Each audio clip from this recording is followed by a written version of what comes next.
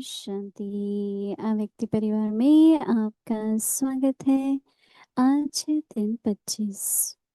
ज्वाला स्वरूप स्थिति में रह शक्तिशाली याद का अनुभव करो। आज का विषय है सारथी और साक्षी। अव्यक्तिशाली ज्वाला स्वरूप की स्थिति का अनुभव करने के लिए निरंतर याद की ज्वाला प्रज्वलित रहे। इसकी सहज विधि है सदा अपने को सारथी और साक्षी समझकर चलो। आत्मा इस रथ की सारथी है। यह स्मृति स्वतः ही इस रथ अर्थात देह से व किसी भी प्रकार की देह भान से न्यारा बना देती है। स्वयं को सारथी समझने से सर्व कर्मेंद्रियां अपने कंट्रोल में रहती हैं। सूक्ष्म शक्तियां मन बुद्धि संस्कार भी ऑर्डर प्रमाण रहते हैं। दीदी मनमोहिनी जी की विशेषताओं का वर्णन प्रकाशमणि दादी जी के द्वारा 18। अब सभी उपराम बनो। ड्रामा के इस विचित्र पार्ट के अनुसार मीठी दीदी ने हम सबको यही लेसन दिया है कि अब सभी उपराम बनो। तो हम सबको अपनी इन अंतिम श्वासों में उपराम रहकर इस थोड़े से समय में हमें फुल मार्क्स लेनी है। जितनी जितनी हमारी वृत्ति उपराम रहेंगी उतना व्यक्त भावों की वृत्ति खत्म होती जाएंगी। कहाँ भी जाता तुम्हें लेना क्या देना क्या, तू साथ क्या ले जाएगा। हर एक जब जाता है तो अपने गुण ही छोड़ जाता, जिन गुणों का ही फिर सब गायन करते हैं। अभी हम मोहिनी दीदी जी से सुनेंगे।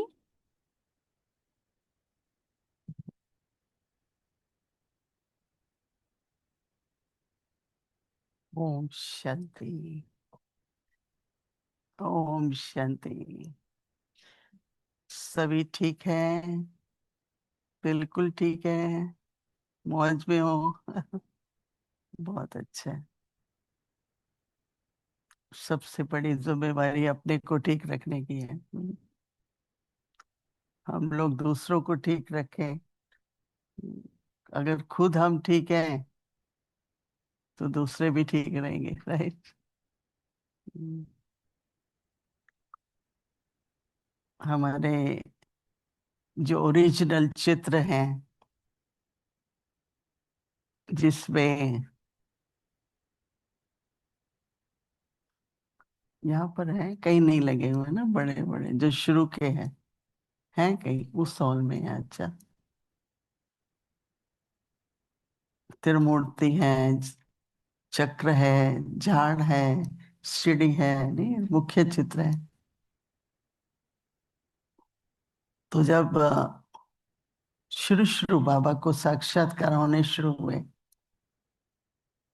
और अभी तक पूरा स्पष्ट नहीं था, क्योंकि अगर ब्रह्मा बाबा को अपनी अ, पूरी जीवन एक कार्य के लिए समर्पित करनी है तो स्पष्ट भी चाहिए उनको कि मैं क्यों कर रहा हूँ, किस लिए कर रहा हूँ।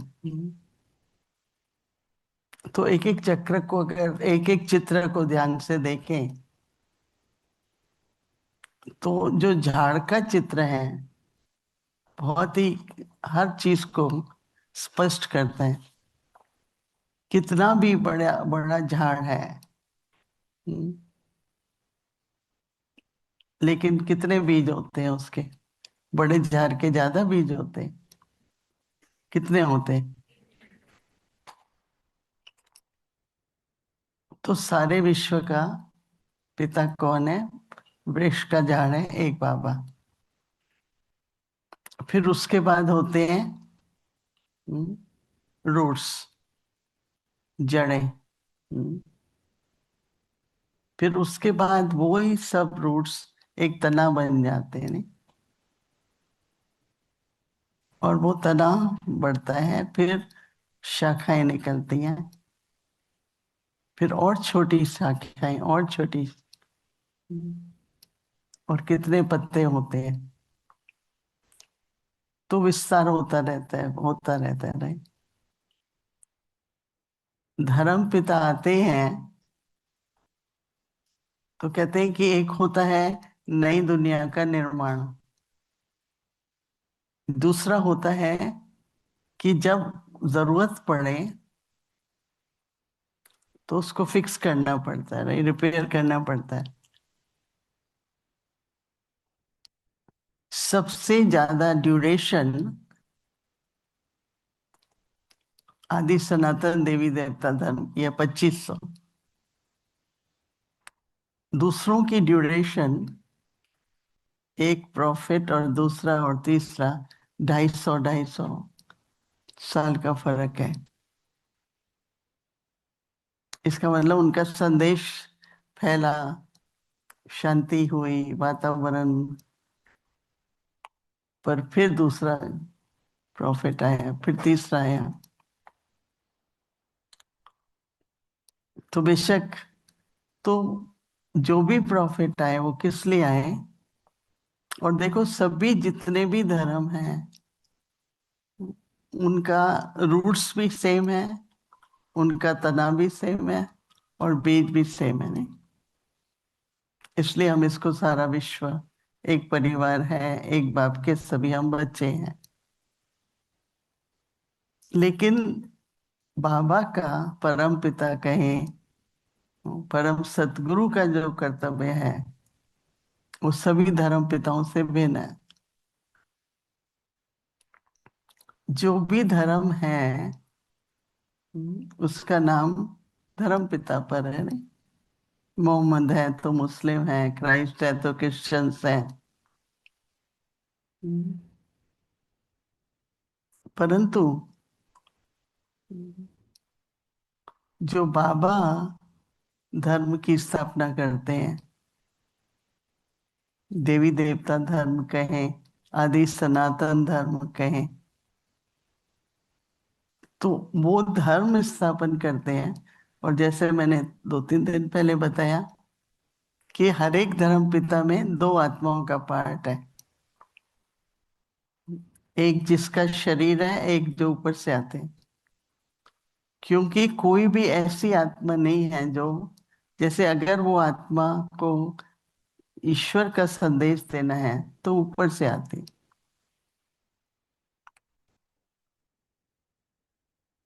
हर एक अलग अलग कहानी है, हर एक प्रॉफिट की अपनी अपनी, किस टाइम में उनमें कैसे आत्मा पार्ट बजाती है।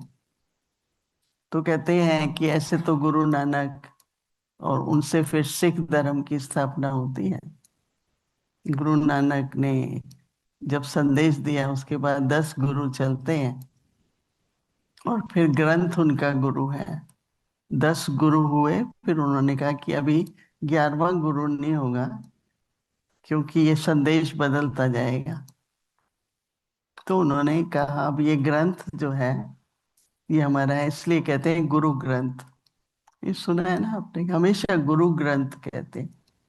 और किसी भी आप सिख परिवार में जाएंगे तो बहुत अच्छी, इतना बड़ा ग्रंथ, रोज पाठ भी करते हैं। और जब भी उनको कोई प्रॉब्लम होती है, कुछ समझ उलझन होती है, तो वो जाकर के पन्ना बदलते हैं ऐसे, फिर जो पन्ना निकलता है उसमें पढ़ते हैं, तो कहते हैं उसका उत्तर मिल जाता है हमको। जैसे गीता का भी ऐसे ही मानते हैं ना। आपको पता है कि हरे कृष्णा वालों ने बहुत बड़ी गीता है, सॉल जितनी बड़ी गीता बनाई, और हमारे मोदी जी गए थे उनका उद्घाटन करने के लिए, बहुत बड़ी गीता बनाई है उन्होंने। तो बाबा जब आते हैं तो ये शिव बाबा ब्रह्मा बाबा हो गए ना दो। तो शिव बाबा धर्म की स्थापना करते हैं, आदि सनातन देवी देवता मनुष्य को देवता बनाते हैं। हम्म। तो धर्म और दूसरा फिर क्या बनना है, राजधानी। धर्म और राजधानी दोनों की स्थापना होती है। इसलिए श्री कृष्ण को दो ताज दिखाते हैं, है ना, दो दिखाते हैं ना, क्यों दो दिखाते हैं? हम्म, एक पवित्रता, एकदम चेहरे के पीछे वो चमक, और दूसरा राज सत्ता। तो धर्म सत्ता दोनों, राज और सत्ता एक एक के अंदर थी। ये नहीं था कि वो ईश्वरी रूप से, मतलब योगेश्वर भी कहलाता था। श्री कृष्ण को योगेश्वर भी कहते हैं। हम्म। और उसकी राजनीति तो बहुत मशहूर है। हम्म। सारी महाभारत आप पढ़ेंगे तो बहुत गहरी राजनीति है। हमारे जो भारत में फॉरेन मिनिस्टर हैं, वो जितनी भी अपने लेक्चर बनाता है, या जब भी उसको सारे विश्व में राजनीति का कुछ भी फॉर्मूला चाहिए, वो महाभारत से लेता है। बहुत अच्छा कोटेशन देके मैं हमेशा उसके लेक्चर्स बहुत ही इम्प्रेसिव है कि कैसे वो उसने उन, हाँ, महाभारत से,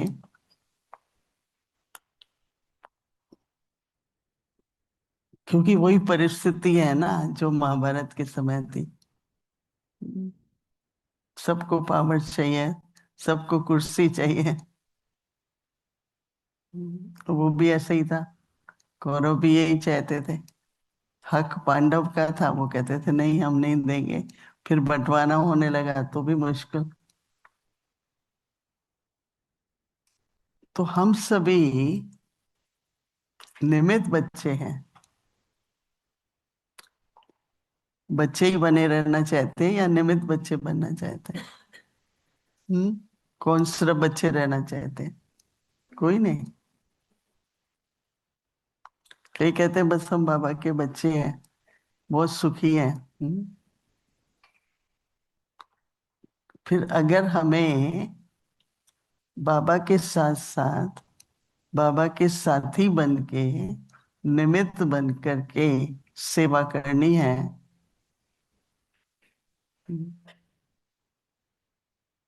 तो हमको हर तरह से होगा। व्यवहार भी होगा, क्योंकि परिवार है। परिवार है तो व्यवहार तो होगा ही नहीं। लेकिन उसके साथ हमारी धर्म कहें, धारणाएं कहें, हमारी नीति कहें, राजनीति भी बोलते हैं। राजनीति मतलब प्रिंसिपल्स। धर्म के भी प्रिंसिपल्स हैं, राजनीतिक में आज तो, आजकल तो कुछ भी नहीं है। तो हम, बाबा का जो काम है ना, वो सबसे डिफरेंट है। हम कंपेयर नहीं कर सकते हैं। धर्म पिताओं का अलग पार्ट है, ब्रह्मा बाबा भी धर्म पिता है, उसका पार्ट बिल्कुल अलग है। उन सभी धर्म पिताओं में भी आत्मा आती थी ऊपर से। ब्रह्मा बाबा में कौन आया? परम पिता। इसका मतलब बीज, राइट।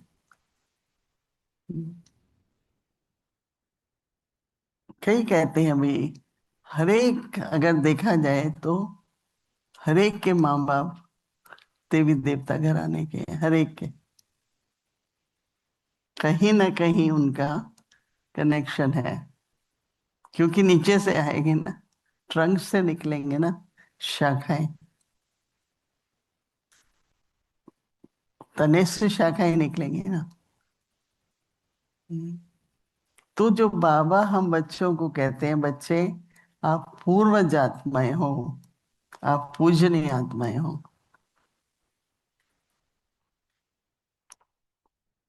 तो पूर्वज है तो हमारी जो जिम्मेवारी हो जाती है, सेवा की कहें, धारणाओं की कहें, पूर्वज आत्माएं। कौन कौन पूर्वज समझते हैं अपने को? बच्चे नहीं, पूर्वज। और पूजनीय भी है। हम्म, पूर्वज भी हैं और पूजनीय भी हैं। मैं इसलिए ये बात ला रही थी कि संगम युग पर अपने पार्ट को समझना,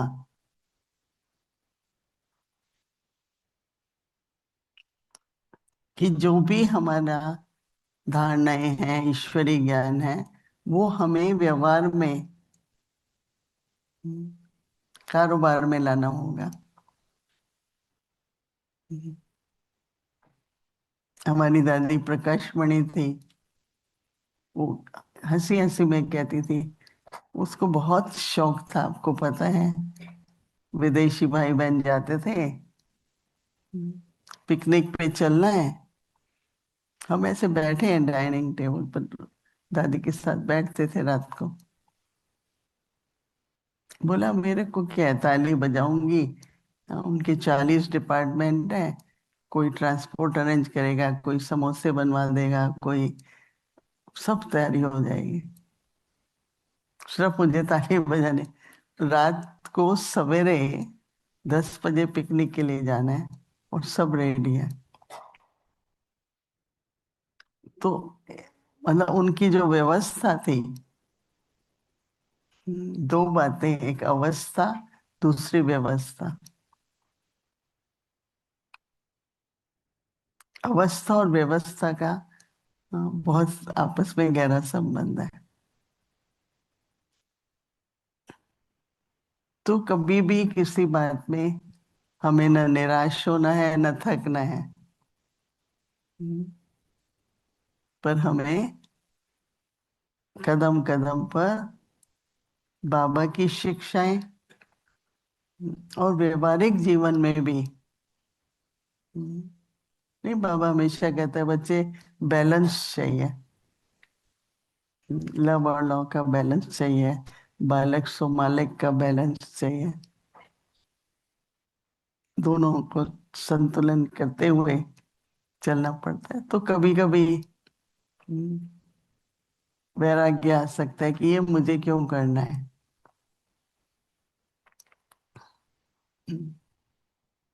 मैं तो हमेशा कहती हूँ, देखो, हाँ, सत्यनारायण की पूजा करते हैं ना, तो थाली में गणेश और महालक्ष्मी को रखते हैं।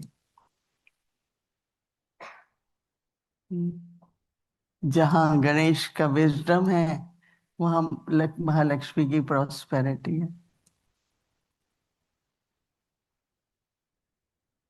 तो ये सब गुण हम सब बाबा के बच्चों में है। तो निमित्त है, बाबा ने बनाए हैं, साथी बनाए हैं। तो कदमों पर बाबा के कदम रखते हुए हमको आगे बढ़ते जाना है। व्यक्ति इशारा रोज जो सुनते हैं ठीक से और पढ़ते हैं, उनके अंदर परिवर्तन आता है, क्योंकि रोज जो अभ्यास किया जाता है ना, तो आपकी थोड़ी कला बढ़ती है, थोड़ी समझ बढ़ती है, थोड़ी शक्ति बढ़ती है, थोड़े आज्ञाकारी बनते हैं, अव्यक्त होते हैं। और बहुत मेहनत लगती है, जो बनाने वाले हैं, निकालने वाले हैं, व्यक्त मुरली से पढ़ के फिर इशारा निकालते हैं। तो जो चाहता है कि मेरी स्वोन्नति हो, उसके लिए है अभ्यास, और अभ्यास के लिए होमवर्क है अव्यक्त इशारा। मैंने देखा है कि कई नहीं कर रहे हैं। तो मुझे बहुत आता है कि कैसे, अगर अवस्था बढ़ेगी नहीं, उन्नति होगी नहीं, रिफाइन होंगे नहीं, तो बाबा का कार्य तो वैसे ही चलेगा, उसमें भी कोई फर्क नहीं आएगा। जितना जितना मेरी मन बुद्धि और स्थिति अव्यक्त होती जाएगी, उतना व्यवहार में, संबंध में, कारोबार में एक दूसरे से अव्यक्ति संबंध होगा। नहीं तो हम छोटी छोटी बातों में अटके रहेंगे, भटकेंगे। तो होमवर्क सभी को अपने ऊपर, अपनी स्टडी पर, अपने ऊपर। सेवा बहुत है इसलिए हम नहीं करते, ये तो कोई कारण नहीं है ना। सेवा तो उसी से ही बढ़ेगी। सेवा में भी हमको कोई संख्या थोड़ी चाहिए। 22 बच्चे चाहिए बाबा के। 22 बच्चे कैसे होंगे? तो आज का जो होमवर्क है, मैं इसलिए कह रही थी कि बहुत बहुत इंटरेस्टिंग होता है रोज अगर हम करते हैं ना। तो आज का होमवर्क क्या है कि अपने को सारथी और साक्षी, अभी हम कौन अभ्यास करते हैं? ज्ञान तो है, चलो आज अवसर मिला है, अभ्यास करो, एक्सपेरिमेंट करो कि मैं आत्मा भृकुटी के बीच में सारथी, इन ज्ञान इंद्रियों, कर्म इंद्रियों को चलाने वाली हूँ। और फिर साक्षी होके देखो, साक्षी होके पाठ बजाओ। अभी किसको ये अनुभव है? तो आज होमवर्क करेंगे ना कल हर घंटे में, तो आपको एक समझ बढ़ेगी, अनुभव होगा, शक्ति आएगी, वो अथॉरिटी भी आती है फिर। तो बाबा कह रहे हैं कि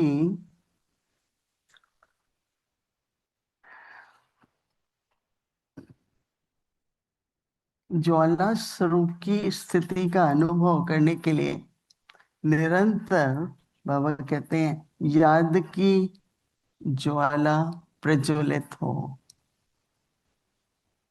तो बाबा कहते हैं इसकी सहज विधि क्या है?